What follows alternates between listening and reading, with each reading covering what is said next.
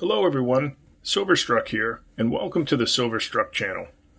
In this video, I'd like to talk about part of my Morgan dollar collection, specifically my collection of 1878 Morgan silver dollars.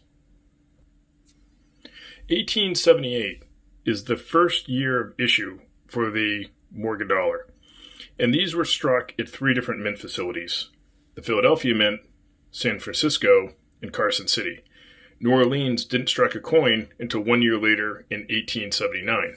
The Philadelphia Mint was the first of the three mints to strike the Morgan dollar, and that happened on March 12th, 1878. And they started with minting about 750 coins, and this coin is one of those 750. The mint went on to produce a little bit better than 9.7 million Morgans during the course of 1878. But the interesting part about the 1878 Philadelphia Morgan dollar is that you know what the first release coins were, because the first 750,000 were struck with 8 tail feathers versus the 7 tail feather that came later on. So here we have the 1878 8 tail feather graded by PCGS in mint state 63 condition. So let's have a look at this coin. I think for a 63 grade, it's right on. Maybe this could be even a 64. Pretty clean cheeks on Lady Liberty, but the reverse is really what this coin's about. And as you can see, let's see if we can get a close up. If you can count the tail feathers, there are 8 instead of 7 tail feathers. We always talk about early release or first day of issue, and this coin truly is a early release. I wouldn't say it's first day of issue. Alright, so here's the next coin in the series I want to talk about. This is an 1878 7/8 tail feather, and this is also graded by PCGS and in mint state 62 condition, but it's a dimple coin, deep mirror proof like. So you can see that the devices are frosty, the fields are very mirror-like. And so I find this extremely fascinating, basically because now we know the dies have been switched at the Philadelphia Mint. This is still a Philadelphia coin here. And when the dies are polished, the coins come out with this proof-like finish. And as they keep striking coins, they start off as a deep mirror proof-like, and then they go to proof-like, and then semi-proof-like, and then basically what you'd call blast white or like a flat matte finish. And that's how most of the coins actually are struck after you get through the first batches that come out looking proof-like.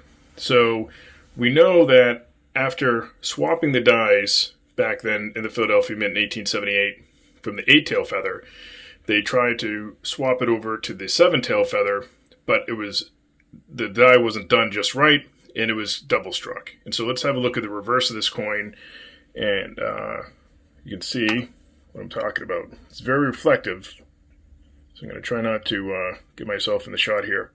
And you can see the doubling right there. Let me try to stabilize this for you.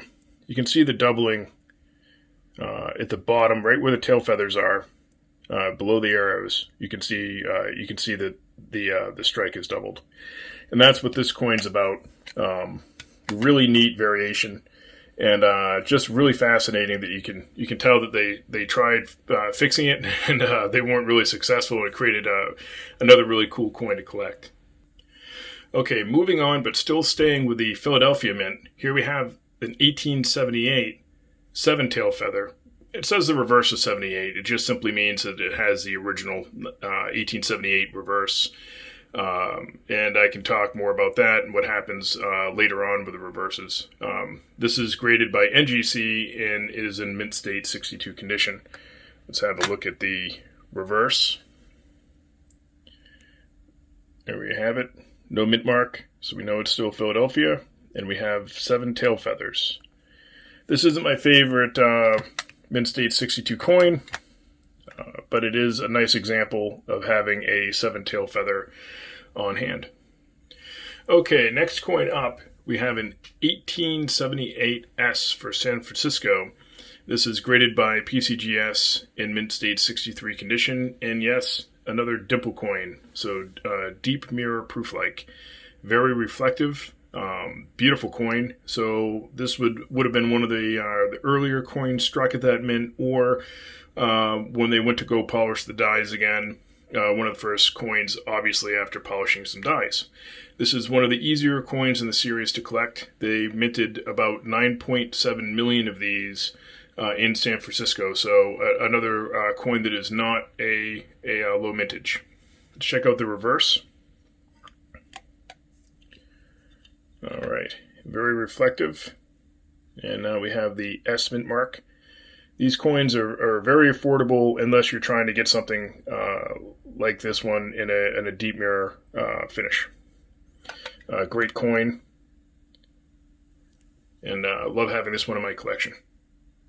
All right, moving right along, here we have the 1878 Carson City, graded by PCGS in mint state 62, and this is a much lower mintage coin. The Carson City Mint struck just about 2.2 million of these coins. So a lot harder of a series to collect would be the Carson Cities, as they are in most Carson Cities are lower mintage than what you'd find in Philadelphia or San Francisco, so on and so forth. So nice coin. Let's check out the reverse on this one. Flip it over here. Not the nicest 62, but there's a CC at the bottom. Someday I'd like to upgrade this one into a higher mint state, but happy to have this in the collection. So let's talk about the reverse a little bit more. See the arrows right by the olive branch there? They're flat across. So let's check out one that would be a later reverse. That is the reverse of 78.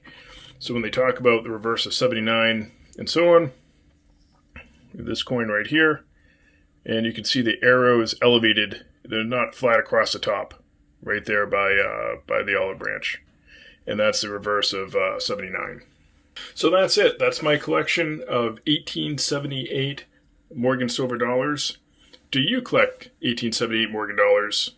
Do you collect them raw? Do you have them graded? Tell me about your coins in the comments section. I hope you enjoyed watching this video. If you did, don't forget to smash that like button. Thank you for watching.